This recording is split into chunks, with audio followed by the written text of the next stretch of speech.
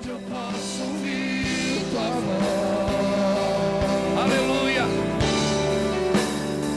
Aos seus pés. Acorda, queridos. Acorde. Acorde para aquilo que Deus tem para a sua vida. Não passe a vida sentado numa sala com controle de televisão na mão, esperando um programa, e depois outro, e depois outro, e depois outro. Não espere cena dos próximos capítulos. Não espere. Não espere, querido. Não espere da vida. Você não foi chamado para esperar as coisas acontecer. Você foi chamado para fazer as coisas acontecer. Aleluia. Você foi chamado para fazer, para dar o start. É você que foi chamado para dar o start. Você foi chamado para plugar na tomada. Você foi chamado para ativação. Foi para isso que você foi chamado. Por isso entra nesse lugar, querido. Entra.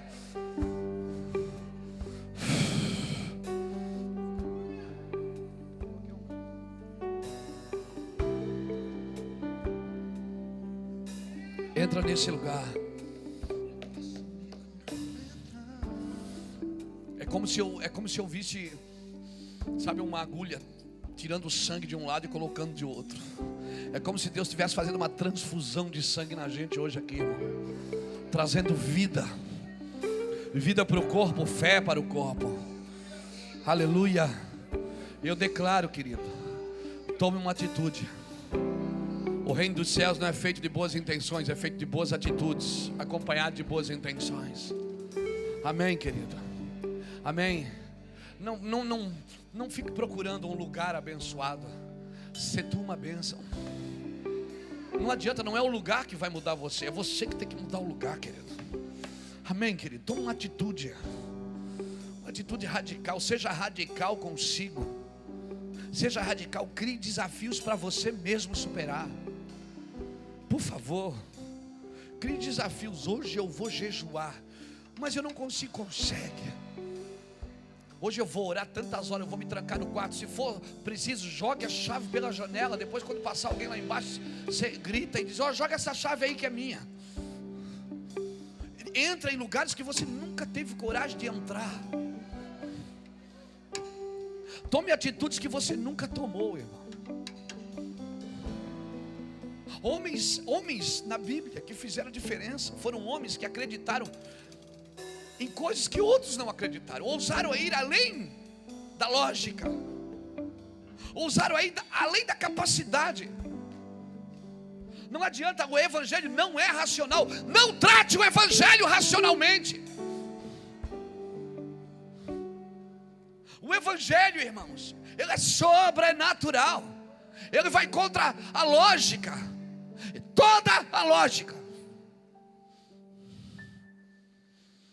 Por isso, cara, sai desse lugar de raciocínio e entra num lugar de dependência.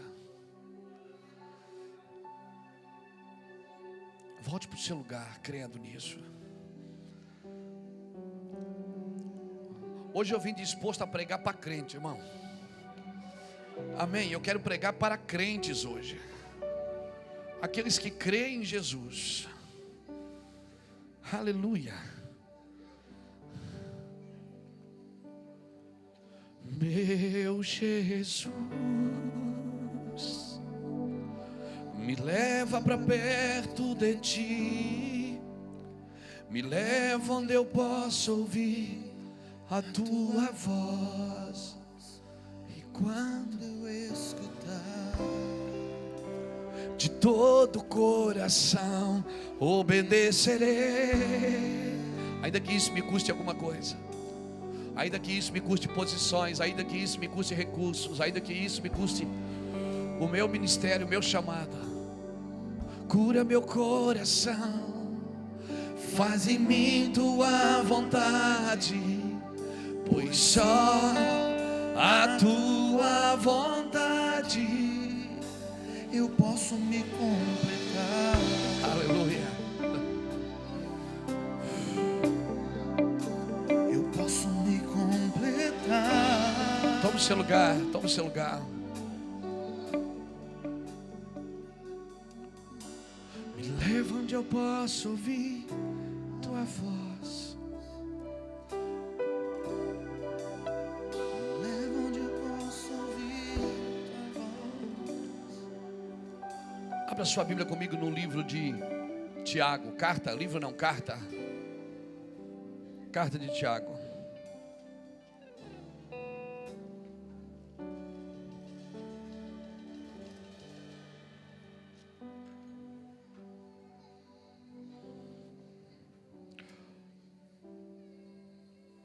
Acreditamos que Tiago era irmão de Jesus.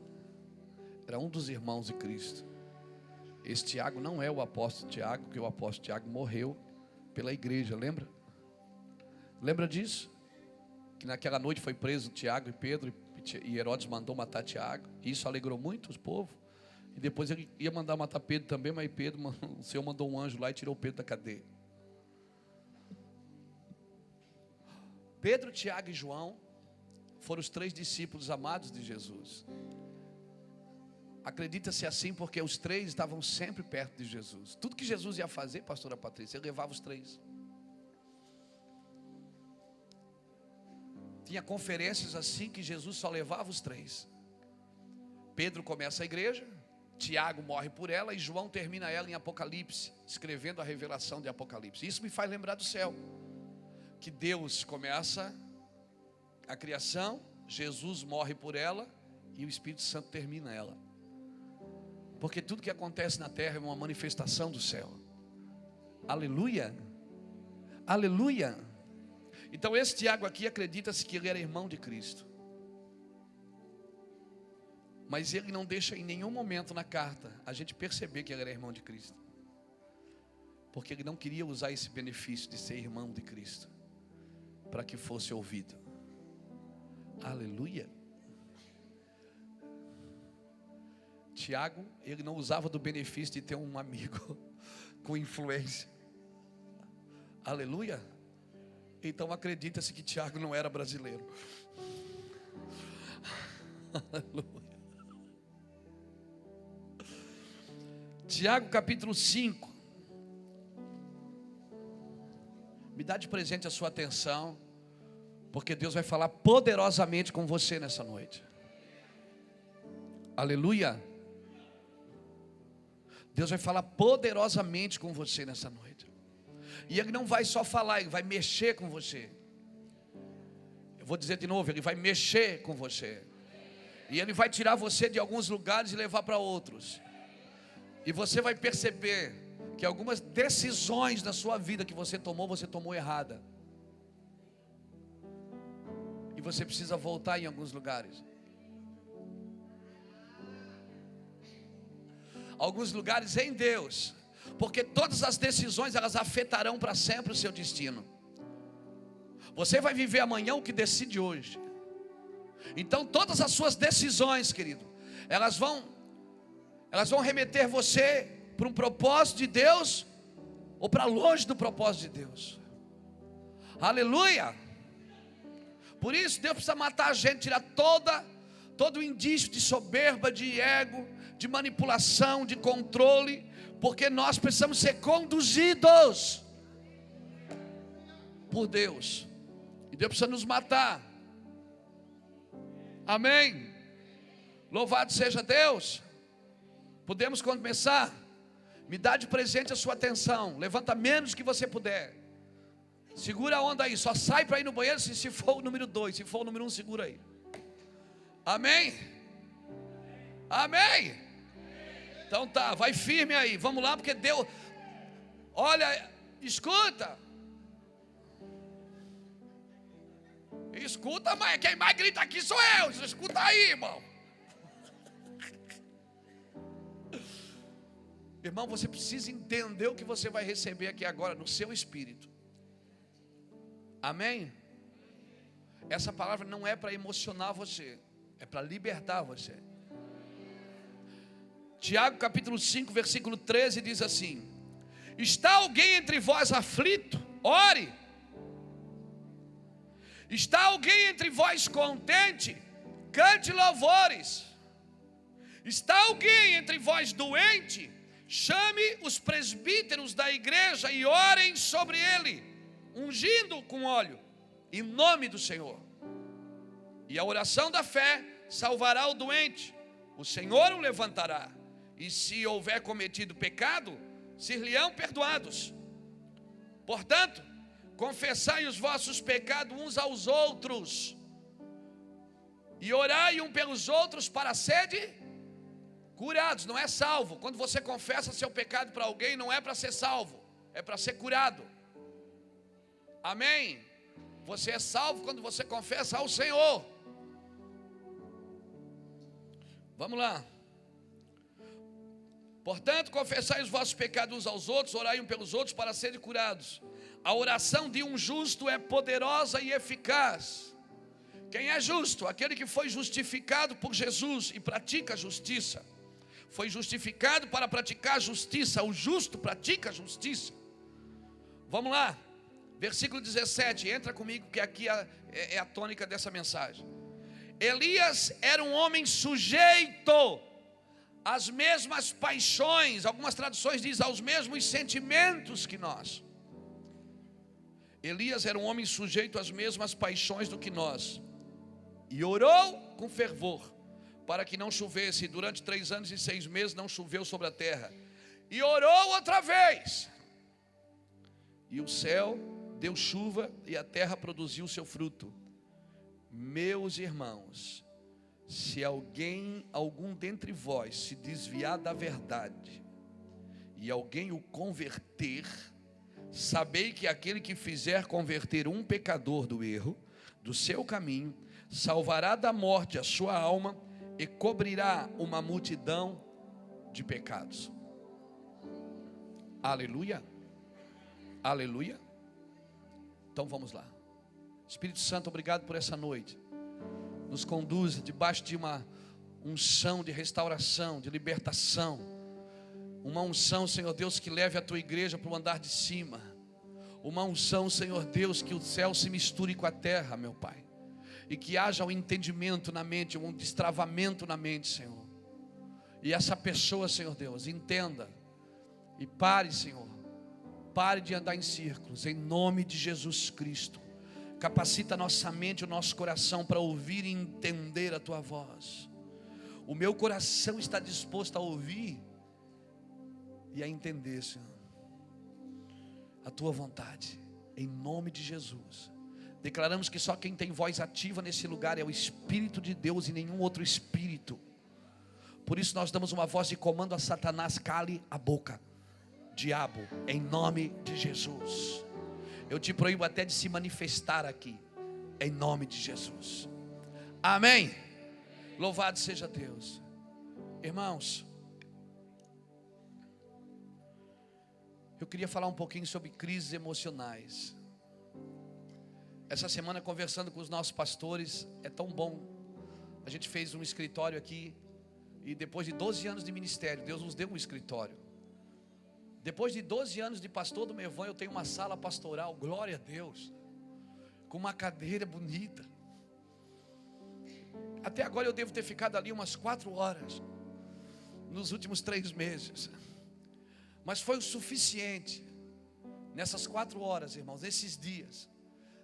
É um lugar onde a gente senta com os pastores, nos encontramos todas as tardes. Sentamos para conversar coisas profundas da palavra, para chorar com o que chora, se alegrar com o que se alegra, porque isso é a vida da igreja. Irmão, a igreja vai ser sempre assim. Deve ter mais ou menos aqui umas 1.500 pessoas sentadas aí agora, 1.200, sei lá. Irmão, nós estamos todos nesse contexto aqui. Tem doentes, tem os que choram, tem os que estão alegres, tem os felizes, tem os tristes, tem os que devem e tem aqueles que têm para cobrar. Tem os que estão com problema e aqueles que não sabem o que é problema. Aleluia. E para cada necessidade tem uma manifestação. Deus disse que a igreja ela tem um comportamento para cada coisa. Amém, querido? E por isso ela é feita de pedra. A igreja é feita de pedra por quê? Porque a igreja ela tem um comportamento para cada coisa. Se eu me relaciono com quem está doente, eu preciso orar por ele. Se o cara está contente, deixa o cara ser contente. Ele necessita dessa alegria. Ele precisa viver naquela alegria. Amém? E às vezes a gente quer colocar todo mundo no mesmo padrão e não dá. Igreja não é assim. Sempre vai ter pessoas que entendem mais do que as outras. Sempre vai ter os maiores e os menores, está na Bíblia, e não vai mudar isso nunca. Agora, todos precisam entender, amém, o que Deus quer fazer com cada um em cada situação. Se nós lermos Tiago aqui, você vai ver: está alguém entre vós, chame isso. Está alguém entre vós, o aflito. Está alguém doente, está alguém contente. Confesse uns aos outros. Ele está mandando a gente viver em comunidade, viver em igreja. Igreja é isso, sempre tem um abacaxi para descascar. E glória a Deus pelos abacaxis. Amém, irmão? Aleluia. Louvado seja Deus. Sempre que você vai congregar, por isso que é mais fácil, né? As pessoas preferem ficar em casa. Vão fazer a igreja em casa, a igreja orgânica, que daí não tem muito problema, né? Não tem 1000 pessoas com problema na sua casa. É mais fácil lidar com a igreja orgânica, claro que é. Porque o celebrar aqui junto, irmão, o congregar junto, eu não estou dizendo que aquilo que é feito em casa está errado, não. Nós precisamos daquilo para manifestar isso. Agora nós precisamos fazer 2 coisas.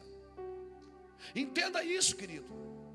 Essa semana nós conversamos aqui com os pastores e nós entramos num assunto bem tremendo. Nós falamos sobre que a maior espiritualidade de um homem é a sua humanidade. Acho que foi o pastor Juscelio que puxou esse assunto. A maior espiritualidade de um homem é a sua humanidade. Não é pecado ser homem, gente. Amém? Não é pecado ser homem. A sua vida espiritual, ela tem que comunicar a Deus e comunicar aos homens. Tem que ser como Esther, que alcançou o favor de Deus e dos homens. Ela alcançou o favor de todos que haviam. Alcançou favor e aprovação de Deus e dos homens. Aleluia. A sua vida, ela tem que ser uma vida com Deus na vertical e na horizontal. Não adianta você ficar só trancado orando se você não se manifesta com pessoas. Como não adianta você ficar só no meio de pessoas se você não fica com Deus. Você não tem o que dar às pessoas. Amém, querido? Então a nossa vida, ela tem que ser vertical e horizontal. Nós temos que comunicar aos homens a nossa fé. Nós precisamos andar com pessoas para comunicar que nós somos cristãos, servimos a Cristo, somos filhos de Deus. Aleluia. Eu olho para o livro de Jonas e eu me assusto, porque Jonas era um cara que tinha comunhão com Deus. Ele sabia que ele estava errado quando ele estava errado. Quando o negócio veio a tempestade, ele disse: a culpa é minha, gente, pode me jogar na água porque eu estou errado. Pronto, eu sei, eu assumo, pode me jogar na água. Esse cara amava a Deus, mas ele não amava o povo na mesma proporção que amava a Deus.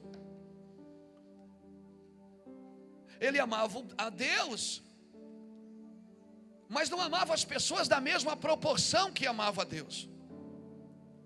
E tem pessoas que são assim, elas têm uma vida vertical, mas não têm uma vida na horizontal. Você já viu que nós somos bons para dar conselho para os outros? Hein? Oi? Amém? Nós somos encorajadores, somos ou não somos? Amém? Mas quando é para nós, nos perturbamos. Quando a gente tem que falar para nós o que a gente fala para os outros, é ou não é, querido? Tem dia assim que você olha, você escuta alguém conversar com você, se aconselha aquela pessoa, você fica imaginando: puxa vida, que vida sofrida. Puxa, como alguém pode sofrer tanto assim, Jesus? Ah, Senhor, graças a Deus, não estou nesse lugar, né? 3 dias depois você está down. Aí você está down, aí o Senhor diz assim para você: ó, pega aquele conselho que você deu para ele, usa para você. Agora quem é que consegue, irmão? Hein? Você consegue? E por que eu tenho que ficar down também, se eu sou um homem de Deus, espiritual, Por que eu também tenho que ficar com problemas? Por que eu também tenho que ter dor de cabeça se eu oro e Jesus cura os outros? Por quê que eu cobro uma coisa das pessoas que eu preciso também? Deus é tão lindo, irmão, que Ele não dá tudo para um depender do outro, para a gente precisar um do outro, porque isso é igreja.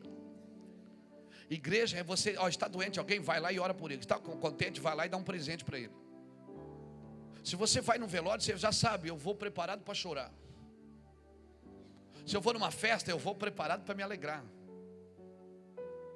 Amém, irmãos? Aleluia. Por isso, irmão, que a vida espiritual é assim. Por isso que a nossa vida de pastor, a gente carrega, tem uma carga genética de emoção aqui, que só Jesus para dar vitória. Tem dia de manhã, já aconteceu isso comigo. De manhã eu fiz um velório e à noite eu celebrei um casamento. E no outro dia de manhã eu estava lá no hospital que uma mulher ganhou um neném. Uma irmã aqui da igreja ganhou um neném, foi lá ver o neném. São níveis de emoção. Você sai de um pico e entra no outro. Aleluia. Você chega no velório e chora e ora, vem para casa triste do carro. Aí chega em casa, senta. Puxa, que pena, né? O irmão morreu. Aí você lembra, toca o seu celular. Aí aquele lembrantezinho que tem no celular. Ti. Aí você olha, oh meu Deus, tem um casamento hoje. Aí pronto, você vai na Batcaverna, põe a roupa aí. Pronto. Aí vai no casamento. Você saiu de um velório, chorou. Não sabe o que falar para as pessoas que perderam o pai, perderam a mãe, perderam o irmão. Você não sabe dizer para um pai e para uma mãe que perdeu o filho quando jovem, e a gente não sabe o que dizer a eles. Você só chora então. E aí quando você chega em casa, toca o lembrete, que aí você lembra, cara, tem um casamento hoje. E aí corre. E põe a roupa bonita. E vamos, pega a Bíblia. Aleluia. Aí pronto. Já foi, já mudou. Mudou tudo, irmão. E essas cargas vão ficando dentro de você. E se você não tiver um lugar para descarregá-las, se você não tiver um lugar, para onde eu me irei do teu Espírito, Senhor? Para onde? Para onde eu me esconderei da tua face? Se eu subir aos montes, tu lá estás. Se eu for num velório, tu estás lá. Se eu vou numa festa, tu estás lá. Se eu vou num casamento, tu estás lá. Para onde eu me irei da tua face, Senhor? Tu me sonda e me conheces. Tu sabe o que há em mim. Se você não tiver um lugar, irmão, para descarregar essas emoções e dizer para a alma, alma, sai daí, sai da frente, alma, porque eu sou um homem espiritual. Aleluia. Se você não tivesse esse lugar, todos os domingos você estava aqui vomitando a sua alma em cima de alguém, falando de fracassos, de derrotas. Não, irmão, esse não é o lugar do cristão. Esse não é o lugar do cristão. Esse não é o nosso lugar. Nós somos chamados para dar ao mundo uma coisa que o mundo não tem. A indústria farmacêutica nunca vendeu tanto ansiolíticos, tanto tranquilizantes, Nós vivemos numa geração dopada, irmão, porque não tem aonde descarregar suas emoções. Nós vivemos numa geração dopada, que vive dopada para suportar o casamento, para suportar a empresa, para suportar a cidade, para suportar as cargas tributárias, para suportar tudo. Nós vivemos numa geração dopada de ansiolíticos e tranquilizantes. Nunca se vendeu tanto. Mas eu quero dizer que há um lugar de paz no Senhor. Há ainda um lugar que você pode descarregar as suas emoções e dizer para Ele, o meu Redentor vive. Aleluia, esse não é o meu lugar. O meu lugar é no Espírito. No Espírito não tem sofrimento, não tem derrotas. No Espírito não tem perdas. No Espírito você não sabe o que é perder. No Espírito não tem dor. Aleluia, alguém levante a mão e me ajude. Descarregue as suas emoções.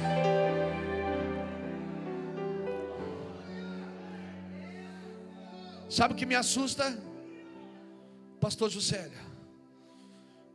Que Elias era um homem sujeito às mesmas paixões do que nós. E sabe o que me assusta, pastor Jackson? Que nos últimos dias Deus enviará o profeta Elias, e ele converterá o coração dos pais aos filhos e dos filhos aos pais. E nós estamos esperando um super-homem, o Superman, o homem de aço. Não, é um homem que tem as mesmas paixões, as mesmas necessidades, homens de medo, Homens que não sabem lidar muitas vezes com as suas emoções, que tem tristezas, que tem dor, que tem doença na sua casa. Não vamos maquiar o evangelho e romancear a dor, irmãos. Nós somos homens, ainda não vimos Cristo ainda como Ele realmente é. Nós somos homens imperfeitos, corruptíveis, com uma mente individualista. Nós somos assim. Não maqueie o evangelho. Se Deus vai levantar Elias, saiba, Elias, você é um Elias dessa geração, saiba, seja tu homem. Se tu um homem, seja homem. Não tente ser Deus, seja homem. E quando alguém quiser endeusar você, diga: cara, eu não sou Deus, eu sou homem. Quando alguém quiser tomar você e dizer: você é meu ídolo, não, sai daqui. Eu sou homem que nem você, eu tenho dores que nem você, eu tenho necessidade. Segunda-feira o meu cheque cai lá no banco também. Não crie um lugar que as pessoas vão olhar e vão dizer: cara, eu nunca vou ser que nem o pastor Luiz Hermínio. Não, o pastor Luiz Hermínio, ele deve orar o dia inteiro. Eu oro mesmo para não morrer, para não pecar. Tem gente que olha para a gente e fica assim: puxa, um dia eu vou ser que nem o Senhor. Pelo amor de Deus, não peça isso para Deus.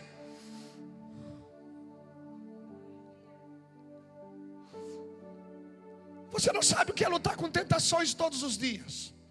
Você não sabe o que é deixar sua casa e servir pessoas que você nem conhece.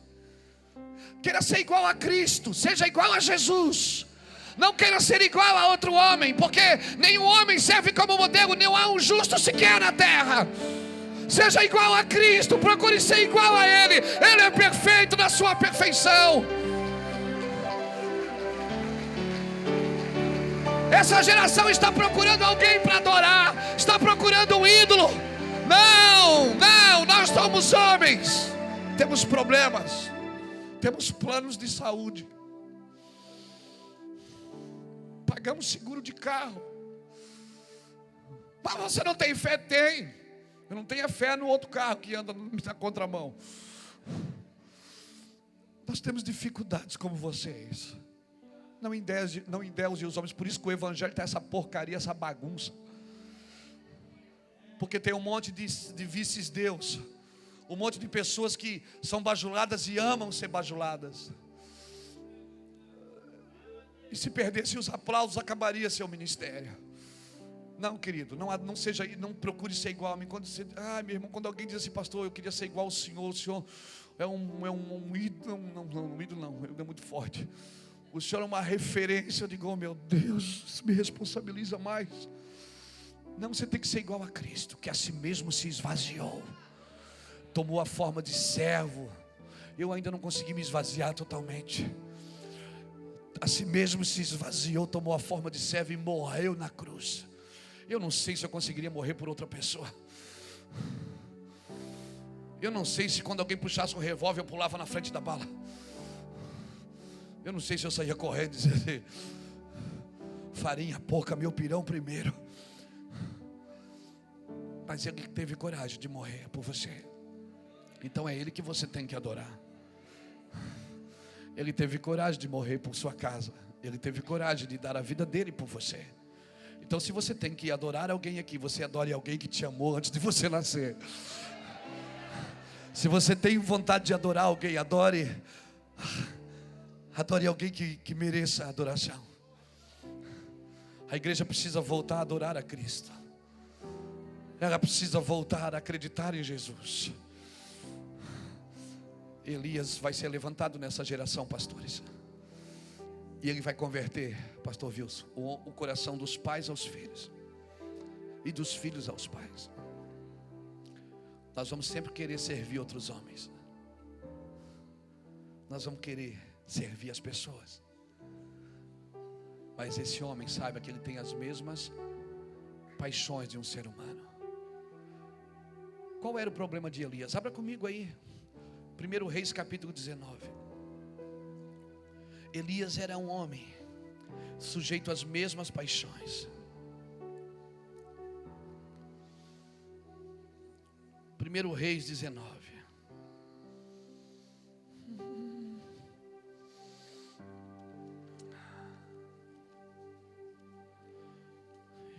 Eu só quero estar onde tu estás.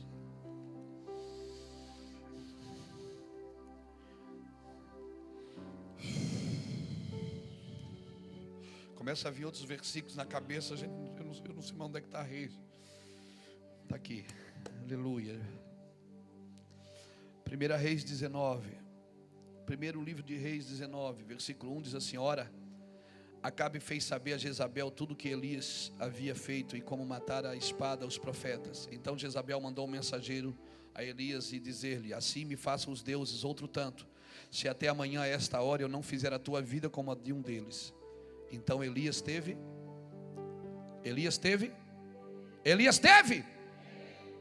Quantos querem ser Elias nessa geração?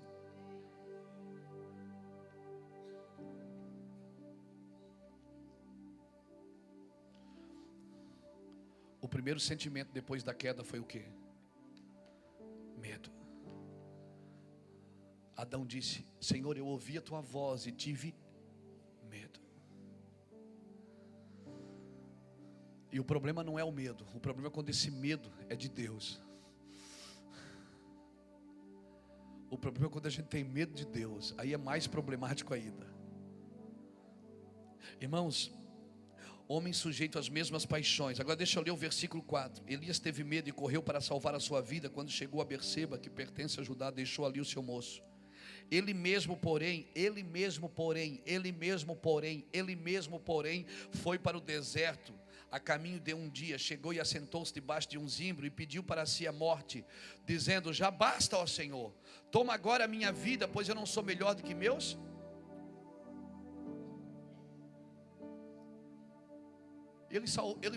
Agora vê que paradoxo. Ele foge para fazer o quê? Para salvar? Para salvar a sua vida. Depois ele pede a morte. Se ele queria morrer, era só ficar ali que Jezabel matava ele, né? Hein? O cara foge para salvar a vida e depois pede a morte, fazendo biquinho para Deus. Ainda bem que você não é assim, né, Elias? Amém? Você não é assim, né? Irmãos, homem sujeito às mesmas paixões do que nós. Agora acorda comigo aqui. Elias, não, o problema dele, a crise dele não era ministerial. O cara tinha um ministério tremendo. A crise dele não era falta de resultados. O homem orava, a chuva vinha. O homem orava, a chuva parava. Não era falta de resultados. Elias tinha resultados no ministério. Elias não tinha falta de unção, cara.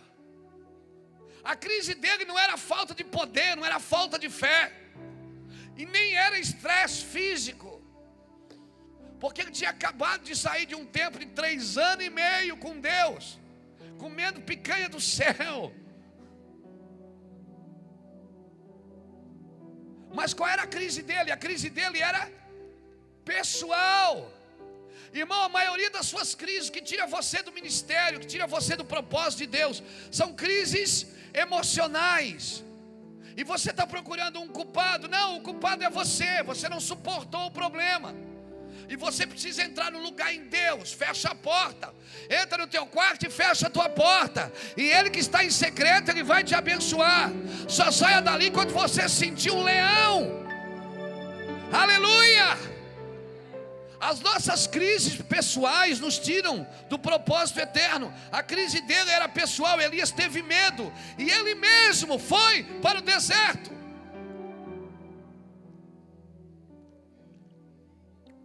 Definição de medo: medo é a perda do controle. O medo te faz perder o controle. Glória a Deus. O medo não é muito ruim não, porque tem medo que nos protege. Amém? Eu me lembro quando a gente ia no trampolim de Cabeçudas. Quem lembra do trampolim de Cabeçudas? A gente era menino e ali tinha um negócio, irmão. Você ia na ponta da rampa assim, dar uma olhada, não tinha, ninguém mais deixava voltar, tinha que pular. E eu não sabia dessa regra. E eu fui até na ponta, dei aquela olhada. Eu disse: ui, que medo. E quando eu fui, tinha 3 assim, tem que pular. Eu digo, eu vou pular. Medo, uma dose de medo é bom porque uma dose de medo nos protege. Tem coisas que você não perdeu a sua vida por causa do medo. Por causa do medo você zarpou fora. E eu me lembro que eu pulei, mas eu pulei tão feio. Eu dei uma barrigada tão feia. Eu pesava 54 quilos, imagina. Com 1,83 m, 54 quilos, parecia uma vírgula. Quando eu pulei, não tinha como acertar, irmão. Joga um negócio torto assim na água, não tem. Alguma coisa bate na água primeiro. E o que bateu primeiro foi o meu peito de borboleta. E eu saí, a sorte que quando você pulava na água, você ia nadando até na praia, disfarçando. Tudo ardendo e você ia disfarçando. A sua vontade era nadar até na atalaia, né? Para ninguém ver que você estava aquela bola vermelha assim. E você percebe, eu sou meio branco. Então dá para ver a bola vermelha de longe. E aí era uma crise que eu tinha. Era uma crise. Aí cada vez que eu ia na praia, a pessoa dizia, vamos pular no trampolim. Eu disse, não, vontade. Eu disse, Deus, mas eu não posso ter medo. Eu era jovem. Eu não posso ter medo. E aí, sabe o que eu ia? Eu morava perto da praia, morava ali perto do McDonald's. Eu nasci naquela ruazinha ali do McDonald's. A gente pegava a bicicleta à tarde e ia para a praia. Eu ia para a praia quando não tinha ninguém. E eu ia lá e pulava. E dava barrigada. Eu devo ter dado assim umas 200 barrigadas. Mas chegou um dia que o pulo ficou bonitinho. Aí já vinha, já batia aqui. Você lembra que a gente dava aquela batidinha aqui? Ela não é? Pular. E aí o pessoal, Só que eles não sabiam que eu já tinha dado 230 barrigadas. Eles não sabiam que eu ia lá à tarde, quando não tinha ninguém, no frio, para desafiar a minha capacidade de pular, para perder o medo. Amém, querido? Então, querido, tem coisas que Deus quer levar a você. Você tem que fazer esse medo. Você tem que fazer o que você tem medo de fazer. Fazer a vontade de Deus muitas vezes vai gerar medo em você. O medo nos faz questionar a justiça de Deus. O medo, na sua essência, ele não é pecado, mas ele produz tormenta. O medo produz mais medo ainda. Se você ler 1 João, abre lá, 1 João, vamos lá. Primeira carta de João, vem comigo.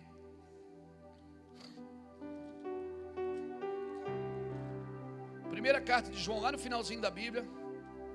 1 João 4, versículo 18, diz assim: no amor não há medo. Antes o perfeito amor lança fora o medo, porque o medo produz tormenta. Aquele que teme não é aperfeiçoado em amor. O que teme não é aperfeiçoado em amor. O que teme não é aperfeiçoado em amor. Então você tem que entrar em alguns lugares que você tem medo. O medo tem te roubado o amor. Quem teme não é aperfeiçoado em amor. O medo sempre vai bater na sua porta. Todo dia o medo vai estar lá, amém?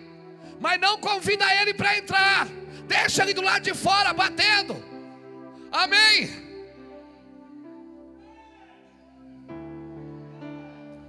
Escuta, querido. O que é que o medo fez com ele? O medo fez com que ele mesmo fosse para o deserto. O deserto é um lugar de treinamento de Deus. Quando Deus leva você para o deserto, Ele leva para tirar da sua mão a referência da provisão. Quando você vai para o deserto, Deus não leva você para o deserto para conhecer a provisão, mas para conhecer o provedor. Lá no deserto você se relaciona com o provedor, não é com a provisão. Todo mundo que Deus leva para o deserto, Deus leva para treinar e tratar. Agora, quando é você que vai para o deserto, é outra coisa. Elias disse, a Bíblia diz que ele mesmo foi para o deserto. Ele mesmo foi para o deserto. É Deus que te leva para você se relacionar com Ele, não com a provisão. Todo mundo que Deus levou para o deserto, pensa bem, foi Deus que sustentou, não foi? Aleluia, aleluia. Quem aqui está no deserto? Oh, meu Deus do céu, levanta a mão. Levanta. Isso. Tem faltado alguma coisa? Você está sofrendo de fome, irmão? Está morrendo? Tadinho de você. Você está morrendo, não?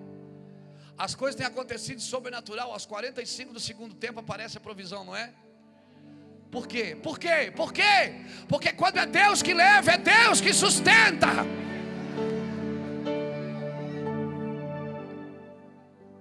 Aleluia. Se você ler Deuteronômio 8, a mensagem que nós ministramos hoje de manhã no retiro de pastores, de casais. Eu sou profeta, né? Pode ser pastores também. Aleluia. Foi a mensagem que nós ministramos, que Deus te leva para o deserto para te afligir, te deixar ter fome, para depois te sustentar com maná que tu ainda não conheces. Deuteronômio capítulo 8, versículo 3 em diante. O deserto é para você comer uma comida que você ainda não conhece. Você vai comer na mão de Deus. No deserto o pão cai do céu. Quando Deus leva você para o deserto, Ele muda o cardápio. Você não come mais da terra, você come da mão de Deus. Aleluia. Agora não vai para o deserto se Deus não te chamou para ir. Se você vai por sua conta, querido. Irmãos, por 21 vezes Jesus diz no Novo Testamento, nos 4 evangelhos: não temas, não temas, não temas. Foi a frase que ele mais repetiu. Por quê? Porque Deus leva o medo a sério. Porque o medo produz tormenta. O medo tira você do propósito de Deus.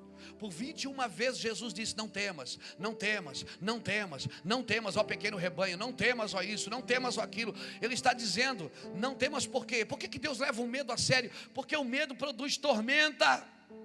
Aleluia. Você não tem razão de ter medo se você anda com Deus, porque no amor não há medo, e Deus é, e no amor não há medo. João 14, capítulo 14, versículo 1 diz o que? Não se turbe o vosso coração, credes em Deus e credes também em mim. Na casa do meu pai há muitas moradas, amém? Eu vou preparar lugar para que onde eu estou, não é onde eu estarei, onde eu estou, vós estareis também. Existe um ambiente de Deus que é um ambiente sem medo. Medo, a palavra medo no grego, ela vem da palavra phobos, que quer dizer fobia, que quer dizer fuga. É a mesma palavra para fuga e para fobia. Por isso quem vive com medo, vive com fobia.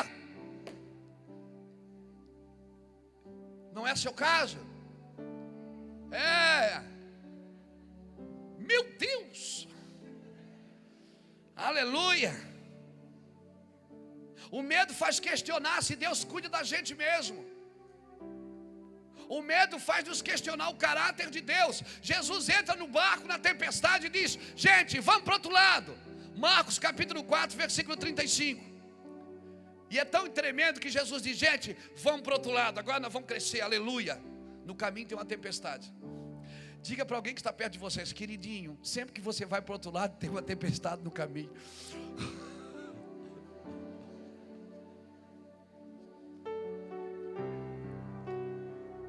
Diga. Diga assim, querido. Fala bem peixeiro assim: querido, sempre que você vai para o outro lado tem uma tempestade no caminho, nego. Tá bom, querido. Irmãos,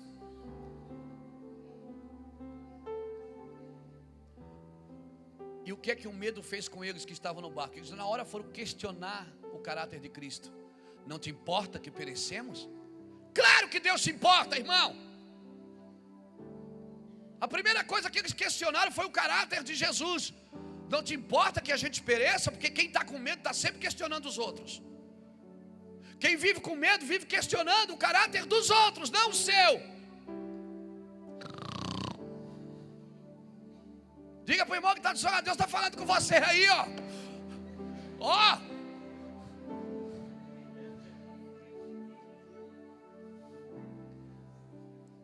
Porque quando temos medo, questionamos o caráter. Eles foram na hora questionar o caráter de Jesus, disseram: Senhor, não te importa que perecemos? O Senhor não está, em outras palavras, o Senhor não vai ajudar a gente, você não está vendo que nós estamos na luta aqui? Jesus levanta, não fala nem com eles. Jesus disse: aquieta-te, mar, acalma-te, vento. E depois olha para eles e diz assim: ó, seus cabeção, vocês não têm fé? Cabeção é por minha conta. Eles dizem: vocês não têm fé? Vocês não são crentes? Vocês não têm fé? Eu não falei que a gente vai para o outro lado? Eu não falei que a gente ia para o outro lado? Vai dormir, faz o que eu estou fazendo, pega o travesseiro, vai dormir, vai descansar. O problema, sabe por que você não dorme depois que ouve uma palavra? Porque você não acreditou nela. Sabe por que você não descansa? Quando Deus disse para mim: você vai ser um pregador, eu vou te levantar. Há 15 anos atrás, Deus falava, 17 anos atrás, você vai ser um pregador. Sabe o que eu fiz? Eu fui estudar para ser um pregador. Eu fui me preparar para isso. Aleluia. Eu não tenho hobby, irmão. O meu hobby é pregar o evangelho. Eu não tenho, a minha diversão é estar aqui com vocês. Agora eu sei que eu tenho filhos que se divertem, eu tenho outras coisas a fazer. Tenho minha esposa, eu tenho filhos, eu tenho amigos. Eu também não me fechei no lugar e disse: não, eu sou santo. Não, eu vivo com pessoas. E quando está alguém doente, eu oro. Está alguém alegre? Ontem eu estava no casamento comendo camarão, aleluia. Alegre, feliz. Um cara de rico.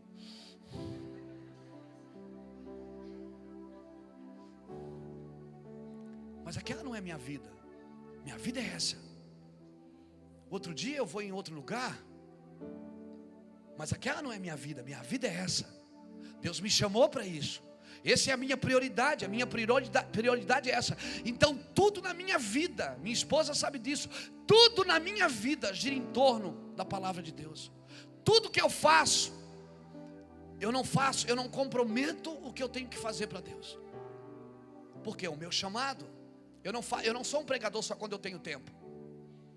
Eu sou um pregador em tempo e fora de tempo. Tudo na minha vida. Ai, pastor, vão lá em casa. Não posso, eu vou pregar. Pastor, eu queria te convidar para o casamento. Cara, eu não posso, eu estou pregando lá. Ah, pastor, a minha prioridade. Meus filhos chegam a mudar, a festa de aniversário por causa de mim. Minha filha foi fazer o aniversário da Valentina. Ela disse: pai, que dia que o senhor vai estar em casa? Porque eu quero fazer no dia que o senhor está. Por quê? Porque ela sabe que o pai dela é um pregador. E é a minha prioridade. Ah, mas a família vai bem, obrigado. Mas a minha prioridade é servir o céu.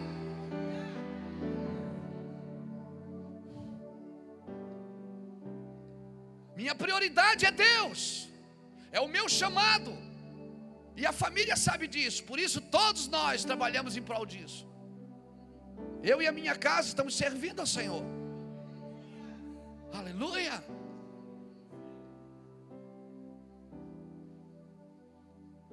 Pastor, e o casamento? Tá benção, irmão. Quer pregar, meu amor? Quer falar algo? Quer dar alguns conselhos? Nossa prioridade. Nós trabalhamos com prioridades. É o meu chamado. Eu tenho que fazer isso. O que vai ser de mim se eu não pregar o evangelho, irmãos? Eu fui tirado das drogas para isso. O meu casamento foi estabelecido para isso. Meus filhos nasceram por causa disso. Eu sou um homem que tem nome e sobrenome hoje por causa disso. Como que eu vou negligenciar? E agora, porque agora a vida melhorou um pouquinho, claro, as pessoas nos conhecem, nos chamam para estar com eles. E agora a vida melhorou um pouquinho, então agora eu vou mudar as minhas prioridades. Não, é aí que as pessoas se perdem. A prioridade de Davi era a guerra. Davi era um rei. Quando os reis ficam em casa no tempo de guerra, eles caem.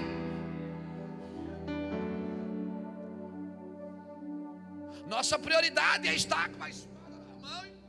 como é que é? A botija de azeite numa mão, a espada na outra. Aleluia, larga uma Bíblia e pega a outra. Larga do grego, pega do hebraico. E meu Deus, a nossa vida é assim. Você vai lá em casa, é uma loucura. Tem livro no banheiro, tem livro na cabeceira da cama, tem livro na sala, até o Samuel agora cismou de sentar no vaso com o livro na mão. Verdade. Esse dia eu estava passeando com ele, disse, filho, ele disse, pai, eu quero ir no banheiro. Eu disse, mas o pai te leva no banheiro? Acho que a gente estava no shopping. Ele disse, não, eu vou em casa, porque eu gosto de relaxar. 7 anos já sabe o que é relaxar, irmão. Eu disse, você gosta de relaxar? Ele senta lá, põe uma música, pega um livro. Então assim, a nossa vida é essa. Você vai na nossa casa, tem 3 rádios ligados. Tem um lá a moça que trabalha lá em casa passando roupa e o rádio lá. Quando eu cheguei aqui, meu Senhor já está. O negócio pegando.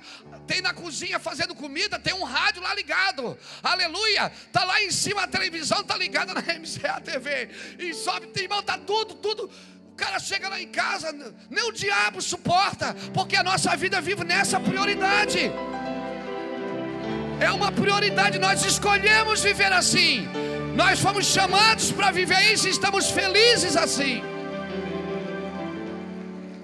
Aí tem gente que diz para a pastora Iraci, aí eu não sei como é que a pastora suporta. E eu não suportaria, é por isso que eu não sou seu marido, graças a Deus. Graças a Deus que não. Eu não sei como a pastora suporta. Pastor Luiz viaja, ixi, vai dormir 2, 3 horas da manhã. Loucura, que vida doida que vocês têm. Sabe que ele assim responde? Filha, eu prefiro ser mulher do apóstolo do que do traficante. Eu já fui mulher do traficante e eu sei o que é ser mulher do apóstolo hoje. Ei, minha filha, descansa que nós estamos bem. Não se preocupa não, lá em casa, ó, o negócio está pegando fogo, meu irmão. Descansa, pode ficar tranquilo que nós estamos na graça de Deus. Aleluia, glória a Deus. Eu não sou Deus não, meu filho, eu sou homem, aleluia. Eu sei as mesmas paixões que Elias, aleluia. Glória a Deus, aleluia. Não, eu sou o Senhor santidade. Não, meu filho, o Senhor é homem, aleluia. Às vezes eu estou lá lendo a palavra, a pastora assim, quando ela passa, eu digo, Chocotoro. Uau, cheguei nem mandar a basúria. Uau, não, está amarrado, eu sou santo, está amarrado que eu fecho a Bíblia na hora e corro para o abraço, irmão. Aleluia, glória a Deus. Seja tu homem, seja homem, irmão.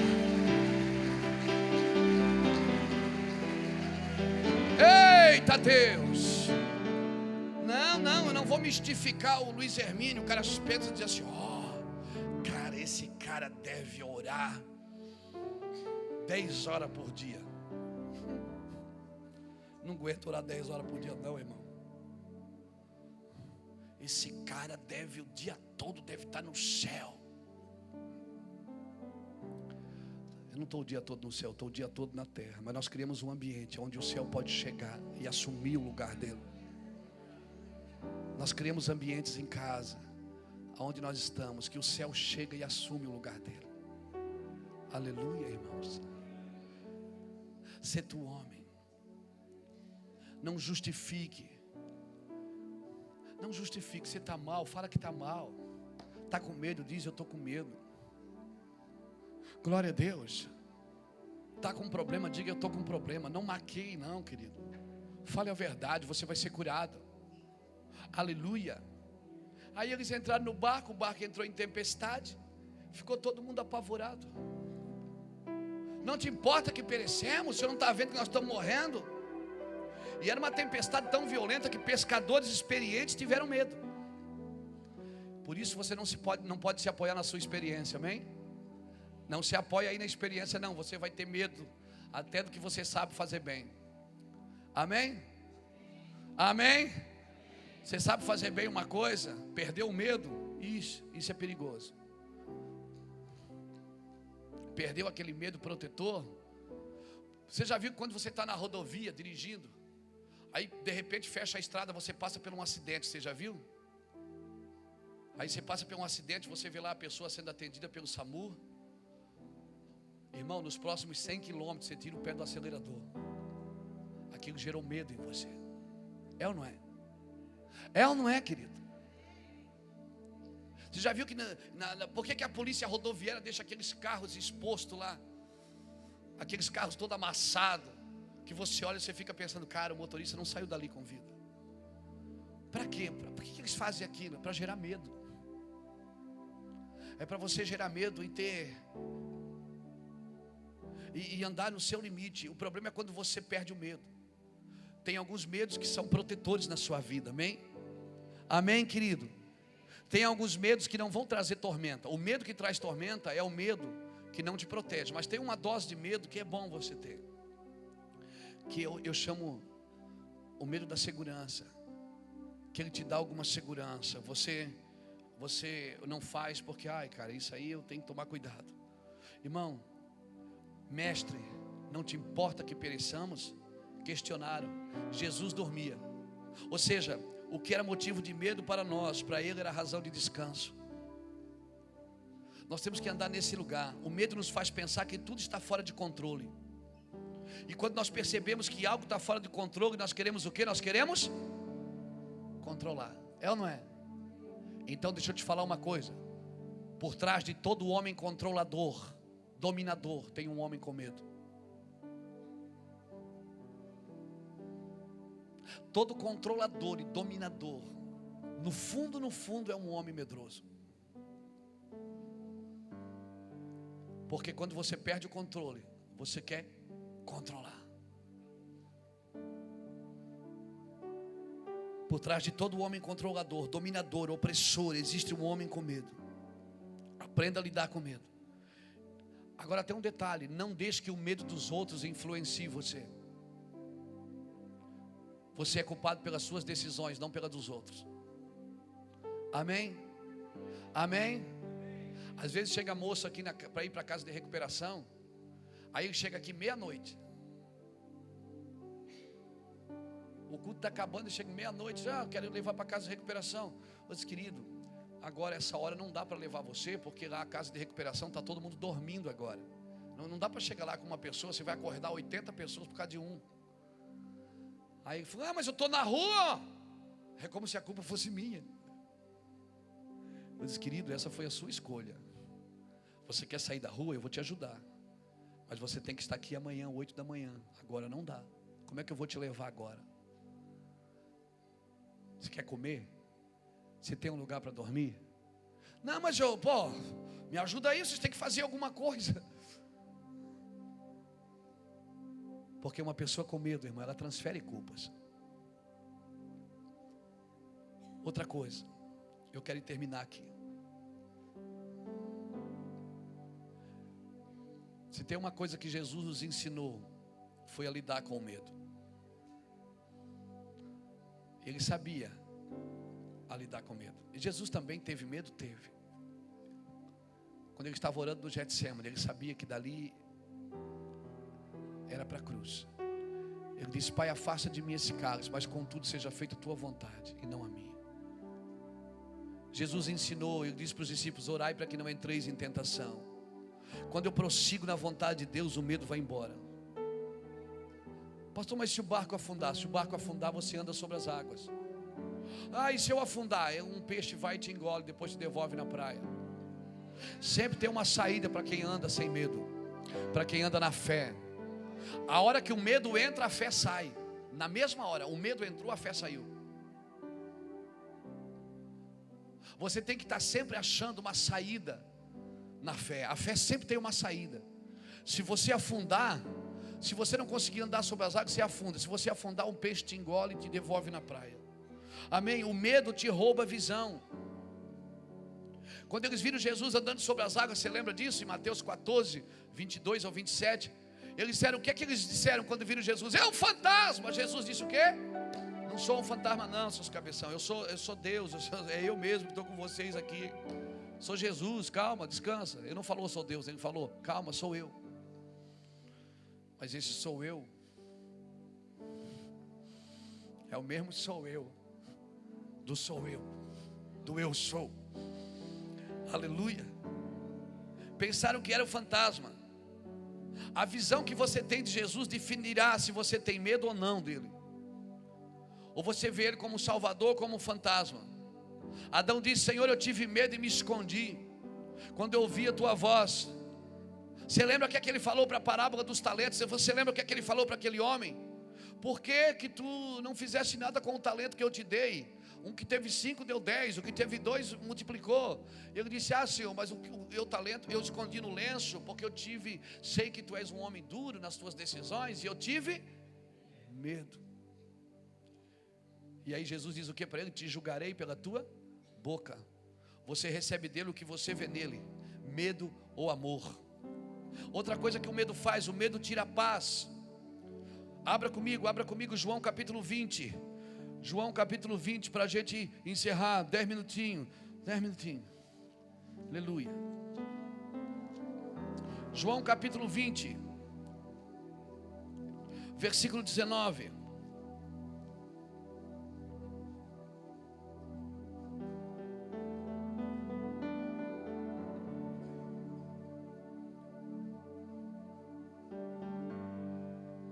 João capítulo 20, versículo 19 diz assim: chegaram à tarde daquele dia, o primeiro da semana, estando cerradas as portas do lugar onde estavam os discípulos os discípulos estavam ali com medo, trancado. Jesus tinha ido para a cruz e os discípulos se trancaram com medo. Era domingo à tarde, o primeiro dia da semana era domingo à tarde, ou seja, Jesus já havia ressuscitado e eles não entenderam. Quando Jesus disse: eu vou derrubar o templo em 3 dias e vou construir de novo, Jesus estava dizendo que ressuscitaria no 3º dia, mas eles não acreditavam. Eles estavam com medo, trancados no lugar com medo. Os discípulos de Cristo sentados com medo no lugar, com medo dos judeus. Então chegou Jesus e pôs-se no meio dele e disse o quê? A paz seja convosco, porque o medo rouba a paz. Tendo ele dito isto, mostrou-lhe as mãos e os pés. Então os discípulos se alegraram quando viram o Senhor. Disse-lhe Jesus novamente, ou seja, eles se alegraram, mas não perderam medo.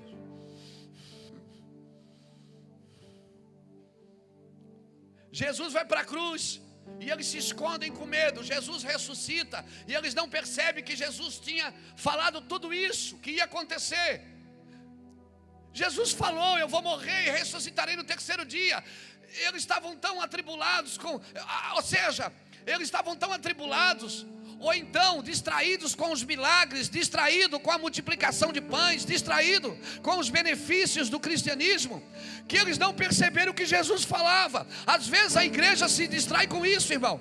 A igreja se distrai com coisas, até mesmo com cultos, e ela não percebe o que Deus está falando dia após dia, ano após ano, década após década.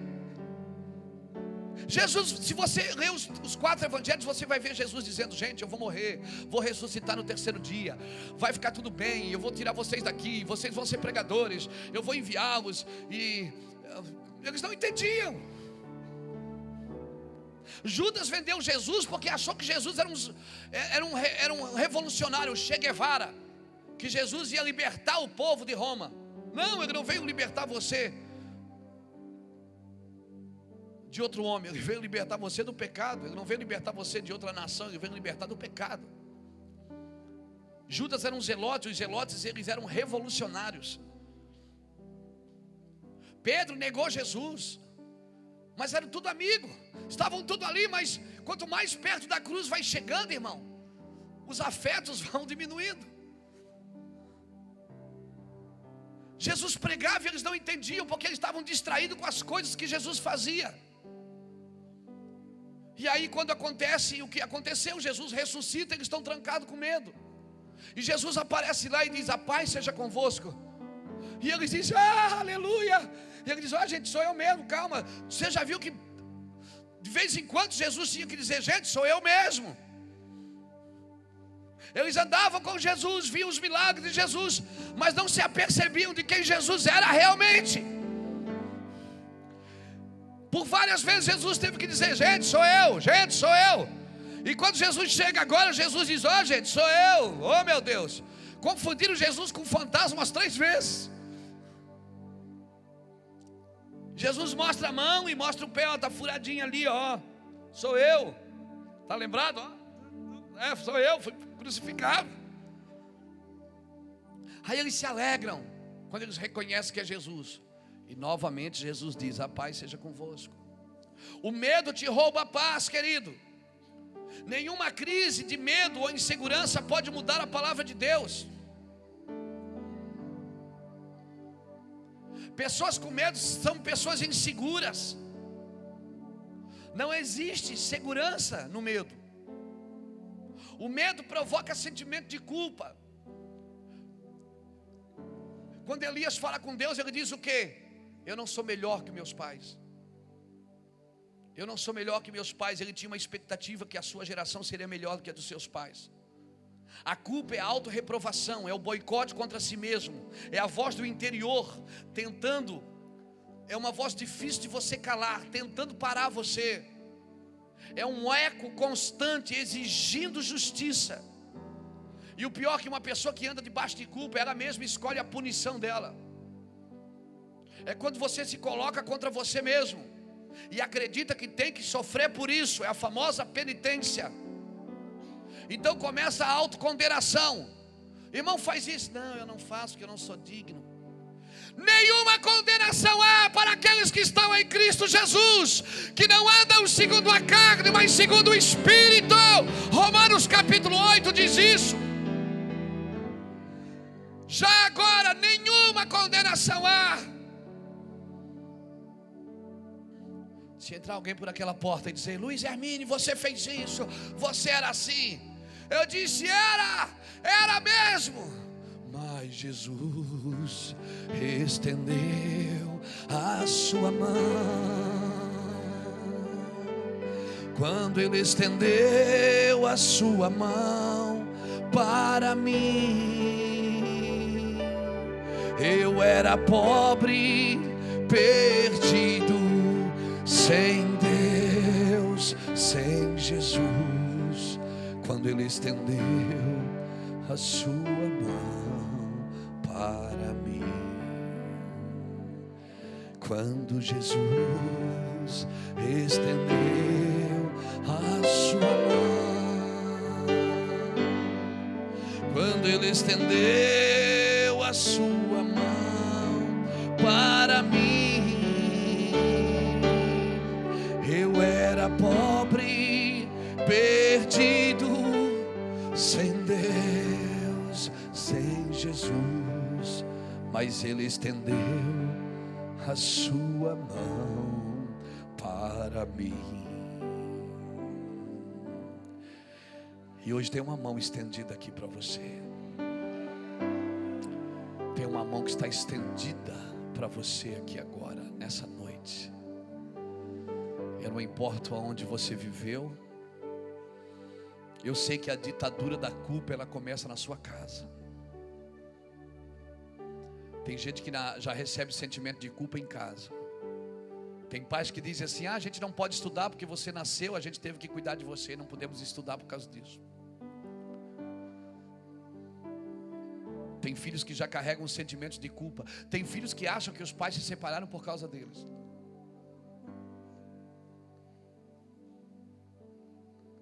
Tem gente que carrega o sentimento de culpa até de ser feliz, porque só ele é feliz na sua casa e todo mundo é triste. Querido, a fome no mundo não vai acabar pela sua autopunição. Faça o que você puder. Faça o que você puder, mas não carregue culpa. Se você errou, peça perdão. Se tiver ao seu alcance, repare seus erros. Acredite na graça de Deus. Saiba que você é responsável por todas as suas decisões, as suas, não as dos outros. Amém? E não seja covarde. Tem gente que não ama, irmão, com medo de sofrer. Tem gente que tem medo de amar por causa do sofrimento. Eu quero dizer uma coisa para você: não existe amor sem sofrimento. Deus amou tanto o mundo que Ele deu o seu Filho para morrer e sofreu por isso. Não existe amor sem sofrimento. Aprenda a lidar com a fraqueza, aprenda a lidar com os sentimentos, aprenda a lidar com o medo.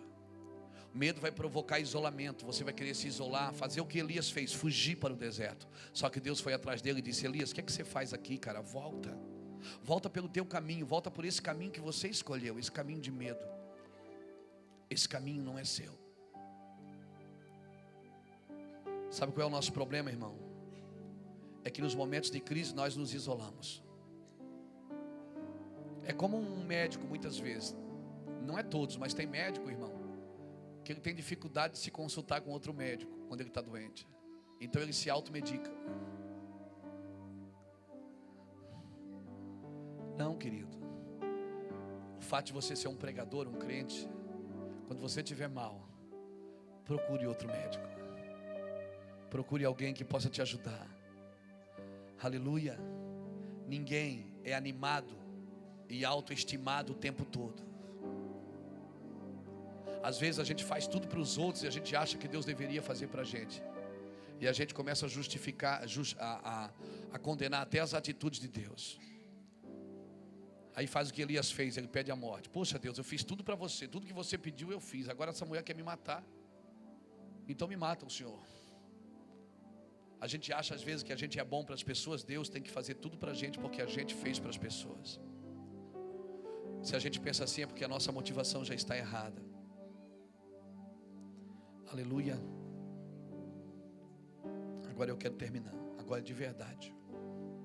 Hebreus capítulo 4.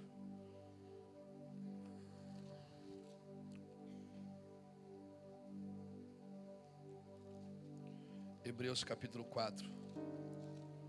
Para a gente terminar. E o versículo de número 15 diz assim: pois não temos um sumo sacerdote que não possa se compadecer-se das nossas fraquezas, porém um que como nós,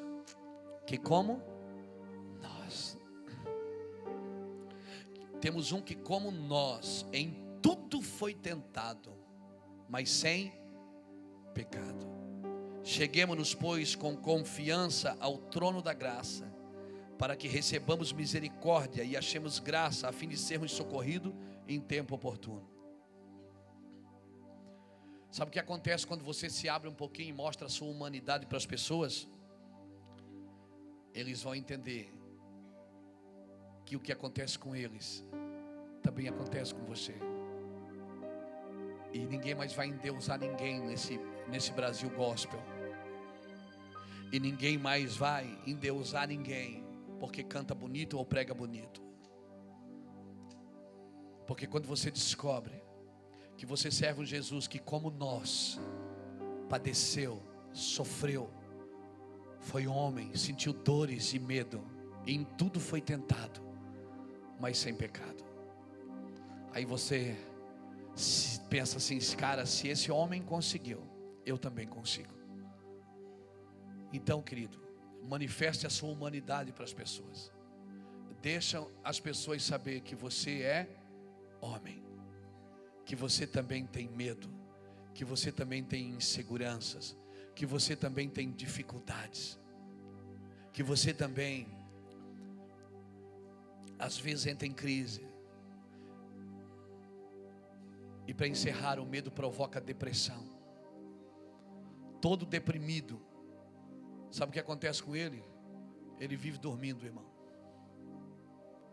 Você viu o que Elias fez? Ele dormiu. O anjo botou a comida, esperou ele acordar. Ele comeu, andou, dormiu de novo. E o anjo falou o que? Elias, come e bebe, por quê? Será longa a tua caminhada. Porque quanto mais você sair, fugir, maior é a distância que você vai ter que voltar depois. Quanto maior você sair do propósito, maior é a distância.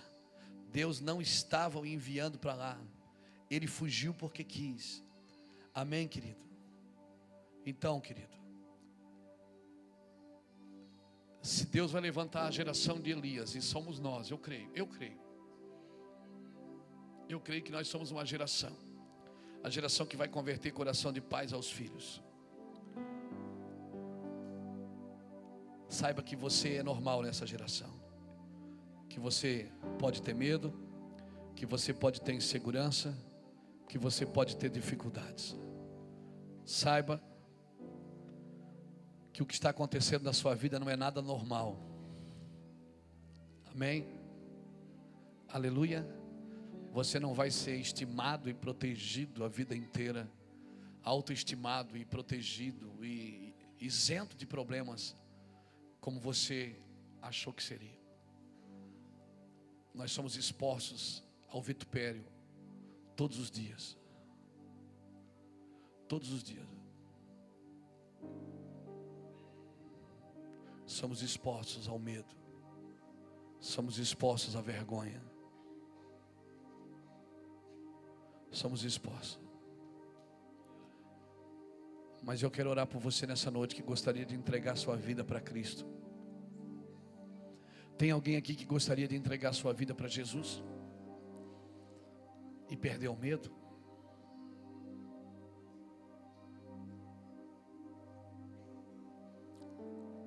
Se tem, a primeira atitude que você precisa ter é ter medo de ter medo. E sair do seu lugar aqui e vir aqui na frente, nós queremos orar por você. Não tenha medo. Se você quiser entregar a sua vida para Jesus e você está aqui nessa noite, hoje é a sua noite, eu quero orar por você, antes de terminar essa reunião. Tem alguém que gostaria de entregar a sua vida para Jesus? Levante sua mão, saia do seu lugar e venha, porque hoje é a sua noite.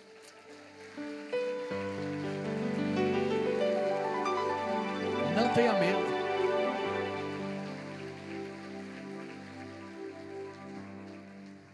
Que bom. Deus abençoe. Amém. Tem mais alguém que gostaria de entregar a sua vida para Cristo?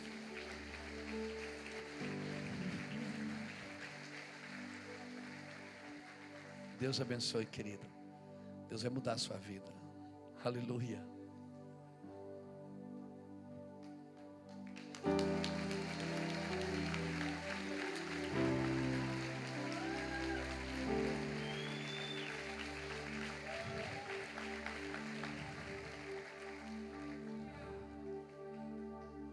Eita Deus do mistério.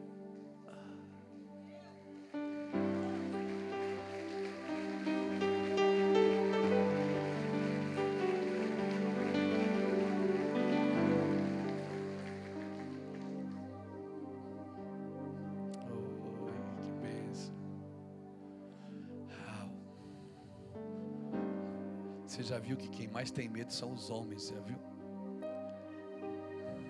Já perceberam, né?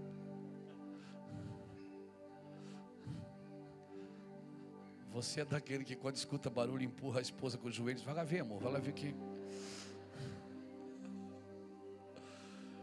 Tem algum homem corajoso aqui que gostaria de entregar sua vida para Jesus? Defende a nossa classe aí, irmão, por favor. Tem mais alguém que gostaria de entregar sua vida para Cristo, querido? Nós queremos orar. Chega de medo na igreja. Chega de insegurança, querido. Nós não precisamos ter medo. No amor não há medo. O medo produz tormenta. O medo faz você guerrear sem ter guerra. O medo vai criando castelos de areia na sua cabeça, tormentas. Você já brigou com alguém na mente? Alguém aqui já brigou com alguém na mente? Você fica pensando, quando eu ver, eu vou falar. Não... E fica na mente, você fica construindo na mente o que você vai fazer. Quando você vê, você não faz. Porque o medo produz tormenta. Ô irmão, graças a Deus. Se não tinha ninguém aqui. Ó, tem homem aqui nessa igreja, aleluia. Glória a Deus. Você já construiu um castelo de areia na mente, assim, brigar com as pessoas sem as pessoas estar? Você cria uma briga, uma discussão na mente, e você já fala o que você fala o que você quer falar. Não, porque quando eu ver, eu vou falar assim, e já fala o que a pessoa vai responder. e já tem o argumento para ela. Isso é tormenta, irmão. Quando a Bíblia fala de tormenta, ela está falando isso. Você está se brigando com ninguém. O problema é que maldição, o problema é que quando alguém faz mal para você é uma coisa. Traição é quando alguém faz mal para você. Amargura é quando você faz mal para você. E o medo produz tormenta. Ele produz isso. Você cria um castelo na sua cabeça. Vamos orar por essas pessoas? Vamos. Aleluia. Estenda sua mão para cá, querido. Espírito Santo, nós queremos agradecer pela vida dessas mulheres, desse homem, dessas pessoas que têm entregado a vida delas para Ti, Senhor, e têm participado das reuniões aqui, Senhor, e hoje tomaram coragem e disseram: eu quero Jesus. Senhor, o amor onde há amor não há medo. Então arranca agora, Senhor, todo medo, toda tormenta, Senhor Deus, que vem roubando essas pessoas de Ti. Que Teu nome seja glorificado agora na vida delas, em nome de Jesus. Amém. Pastor Francisco vai conversar com vocês numa salinha antes de nós terminarmos. Você fica de pé comigo, vem aqui na frente. Perca o medo. Você que está em casa, perca o medo. O medo produz tormenta. Saia desse lugar de medo. Saia desse lugar de medo. Amém. Não tenha medo. Não tenha medo.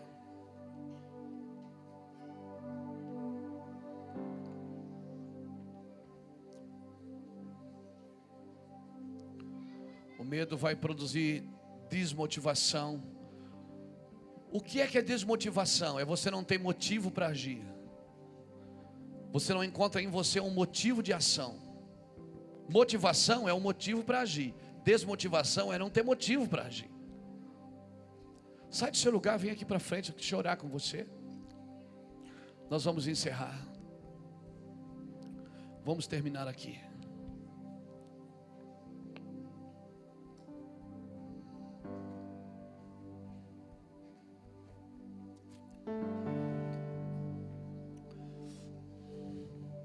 Irmãos, tem gente que não viaja com medo, não sai de casa com medo.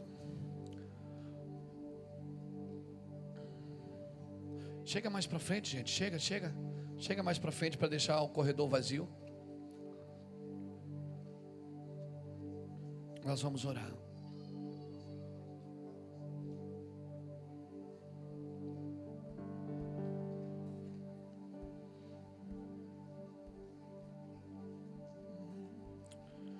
Oh Espírito Santo, grande é o Cordeiro, digno é o Cordeiro. Grande é o Cordeiro, digno é o Cordeiro. Hoje é uma noite sem medo. É uma noite sem medo. Tem gente que tem medo do escuro até hoje. Tem medo de acordar de madrugada para ir tomar água ou ir no banheiro com medo do escuro até hoje. O medo produz tormenta. Tem gente que tem medo de casar para não sofrer. Tem medo de comprar para não dever. Tem medo de fazer. Jesus quer libertar você. Espírito Santo, nós damos uma palavra de comando a essas pessoas. Declaramos saúde emocional sobre elas, Pai. Declaramos que a alma será transformada, edificada. Declaramos, Senhor Deus, que a partir de hoje eles vão declarar sobre a vida deles mesmos.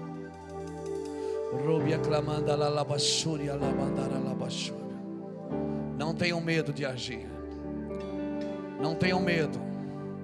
Não tenham medo de tomar atitudes. Não tenham medo de entrar em lugares. Irmão, tem gente que já serviu Satanás e hoje tem medo de servir a Deus. Em nome do Senhor Jesus, maior é o que está em você do que está fora de você. Maior é Deus do que todas essas coisas. Não tenha medo de entrar em lugares do Senhor. Não tenha medo. Em nome de Jesus Cristo, nós declaramos: chega de medo na sua casa, na sua vida. Declare isso com a sua voz. Declare isso. Declare, declare, declare, declare, declare, declare. Diga: medo, saia.